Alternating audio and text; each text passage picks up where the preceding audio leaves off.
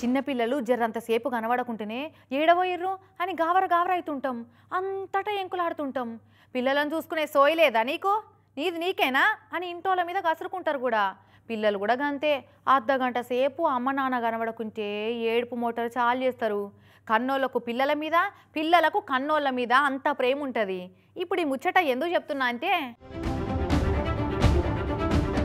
అదృష్టవంతులు ఎవలయ్యా అంటే తల్లిదండ్రులతో ఉండేటోళ్లే చాలా అదృష్టవంతులు అని చెప్తుంటారు అలా ఇల్వ తెలిసిన వాళ్ళు. తల్లిదండ్రుల్లో ఏ ఒక్కరు లేకున్నా ఆ లోటు పూడ్చలేనిది, ఇంకొకరు ఆ లోటును భర్తీ కూడా చేయలేరు.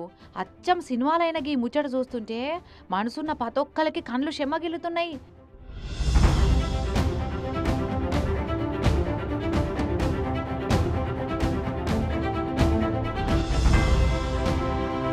కన్న తండ్రికి దూరమైన బిడ్డలు 6 ఏళ్ల తర్వాత తండ్రిని కలుసుకున్నారు.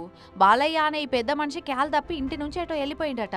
అప్పటి సంది ఇంటోళ్ళు ఎక్కడెక్కడనో ఎంకులాడిరట. కానీ ఏడ తండ్రి జాడ దొరకలేదు. అయితే గదే టైంలో క్యాల్ తప్పి తిరుగుతున్న వాళ్ళను చేరదీసి అక్కునే చేర్చుకునే మాతృదేవోభవ అనాథాశ్రమం వాళ్ళు బాలయ్యను దగ్గరికి తీసి వాళ్ళ ఆశ్రమంలో చేర్చుకున్నారు. ఇక అక్కడనే ఆయన మంచి చెడ్డలు అరుచుకున్నారు. ఇక 4 రోజుల కిందట బాలయ్య బిడ్డ దివ్య అనాథాశ్రమంలో అన్నదానం చేసేందుకు పోయినప్పుడు మా తండ్రి కూడా తప్పిపోయిండు, 6 ఏళ్ల సంది జాడ దొరుకుతలేదు అని సంగతి అంతా ఆశ్రమం నడిపించేటోళ్ళకు చెప్పుకొచ్చింది. ఇక అలా మళ్ళీ అదే ఆశ్రమంలో అన్నదానం చేసేందుకు పోయినప్పుడు ఆడున్న 130 మందిలా అలా తండ్రిని చూసి గుర్తుపట్టి గిట్లా ఎగిరి గంతేసుకుంటా ఉరికచ్చి తండ్రిని అత్తుకున్నారు. నాన్న నన్ను గుర్తుపట్టినవా అని అడిగితే ఆయన పేర్లతో సహా బిడ్డలందరినీ గుర్తుపట్టిండు.